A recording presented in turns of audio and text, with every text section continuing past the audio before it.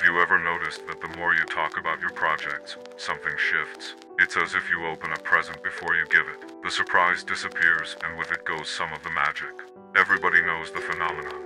The more you talk about your goals, the less energy you have to reach them. Why is this? Because when you talk, you are fulfilling part of your brain that is already congratulating you, whereas you haven't done anything yet. Let's take an easy example. One day, you decide to run a marathon. You are motivated, you set yourself a training plan, but instead of getting straight to work on it, you tell everybody about it. Your friends, your family, your colleagues. But why does it have such a powerful effect by means of never showing your plans? It all sets up a different dynamic once you've kept your goals to yourself, like some sort of furtive compact with yourself and your ambition. You end up getting pretty intense about every step. For example, just consider that time you sweated in silence over a project, and the reactions when you showed and revealed the result were just out of this world, weren't they? You had not only surprised everyone else, but also felt proud that you had succeeded without seeking or getting any external validation. Another advantage of keeping a low profile is that you don't receive unnecessary criticism.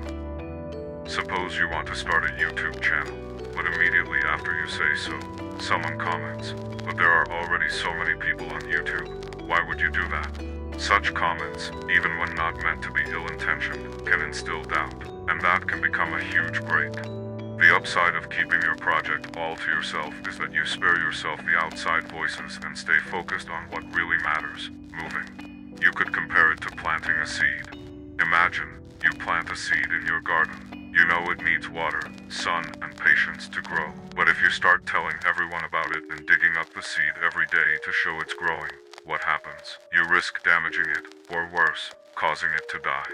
Talking about your projects can also create a kind of external expectation. When you say, "I'm going to write a book," or "I'm going to start my own business," people expect results. This can become an added pressure, and sometimes, instead of encouraging you, it paralyzes you. You find yourself trying to meet other people's expectations rather than following your own vision. What, then, is the best strategy? Write it down on paper, not on social networks, but in a notebook or in any place where only you and your goals can see. Set clear milestones for yourself. Advance one step at a time, in silence. A little like the craftsman chiseling out a work of art. He works in the shadows, perfects every detail, and prepares to show his work to the world.